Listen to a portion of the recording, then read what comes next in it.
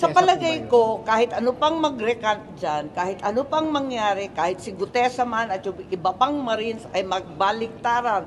Di ba sinisiraan na siya, naumpisahan na peke daw, yung nag-notarize, nag-falsify daw, kung ano-ano ang sinasabi. Wala naman naniniwala na sa inyo. Linilin lang ninyo ang sambayan ng Pilipino. Pero ang Pilipino hindi na po magpapaloko. Ma'am, to clarify, yung pamilya na tinakot ay kay Gutesa, kay Orly Gutesa? O basta, yun na yun. Abangan na lang ang susunod na kabanata. So nakita na siya, ma'am? Ha? Si Gutesa nakita na po? Basta, oo. Basta alam ko na magbabaliktaran ang mga testigo. Asahan ninyo. Tinakot ng tinakot. About Senator Bato, well, unang-una talagang isang malaking kabulastugan ang pinagsasabi nila na may balita, na merong warrant, na narinig nila, na may kopya, na hindi maipakita, pero sinentensyahan na kung anong gagawin. Ano bang kalokohan yan?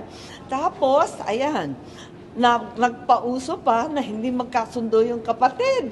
Yung kapatid naman, ang sabi, wala pa daw warrant. Pagkatapos noon, si Secretary Bersamin, iba naman ang sinasabi. Talaga bang linilito ba tayo? Pero higit sa lahat, kung may warrant, ilabas. Kung walang warrant, tumahimik na kayo. Tantanan na ninyo kami. Ano ba naman pananakot ng ginagawa yan?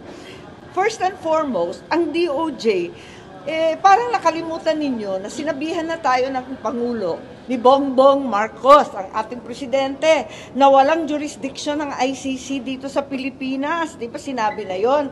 Pero, ayan, iba ang sinasabi, iba ang nagawa.